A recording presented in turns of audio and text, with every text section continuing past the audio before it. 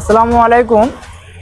যে দুর্ঘটনাটা ঘটেছে সেটা কিন্তু আমি দেখাবো যে কোন জায়গায় ঘটেছে, কিভাবে ঘটেছে আর কতটা ক্ষতি হয়েছে। তো মানুষ খুব সতর্কভাবে আমাকে কাজ করতে হবে। রাজমিস্ত্রির কাজটা খুব কঠিন কাজ, কারণ আরো পরিযায়ী শ্রমিক আছে, কিন্তু আমাদের এই কাজটা খুবই কঠিন। তো এই জায়গাটা দেখাও যে কতটা উঁচু। এইখান থেকে প্রায় 18 ফুট হবে হাইট। তো 18 ফুট থেকে একটা মানুষ যেরকম পরে, দেখো এই কম্বুটা ছিল, এই কম্বুটা যে দিয়েছে, তো মানুষ এইভাবে ভেঙে যায় যদি কোনো কম্বু, তাহলে কি করে এ কম্বু থাকবে? তো আমরাকে কিন্তু এইভাবে এগুলো চেক করতে হবে প্রথমেই, বাড়ি মেরে হোক।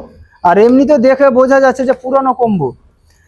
তো এই যে তবুও এখন দু একটা জিনিস ভুল আছে। দেখো ওই কম্বুটা দেখো একবারে মিহি কম্বু, মোটা না। তো এগুলো নয় যে একটা পালাগার তক্তার যে ওজন আছে, বা মানুষ যে মশলা নিয়ে কাজ করবে, যে একটা যে জার্কিং করে, এগুলো কিন্তু আমাদের কারণে এই ক্ষতিগুলো বেশিরভাগই হচ্ছে। কারণ এই কম্বু যদি নতুন ভালো থাকতো, তবে ইনশাল্লাহ 100% যে এই ক্ষতিটা কিন্তু হতো না। এটা কিন্তু আমাদের কর্মের ফল। তো আমরা কিন্তু খুব সতর্কভাবে এই কাজগুলা করব, একটু চেক করে নেব। কারণ আমাদের পেছনে পরিবার আছে, মা বাবা আছে, ভাই বোন আছে, ছেলে মেয়ে আছে, স্ত্রী আছে, বউ আছে। তো তাদের যে একটা স্বপ্ন আমাদেরকে নিয়ে, এটা কিন্তু ভুলে গেলে হবে না। কারণ আমি তো একা না, পৃথিবীতে মরলে একাই যেতে হবে ঠিকই, কিন্তু আমার পেছনে পরিবার আছে। তো এগুলো কিন্তু আমরাকে একটু চেক করে কাজ করতে হবে, না হলে কিন্তু এই দুর্ঘটনা ঘটতে থাকছে। প্রত্যেক দিন মনে হচ্ছে একটা আতঙ্ক যাচ্ছে যে এই কখন আমার মৃত্যু চলে আসবে রাজমিস্ত্রির কাজে।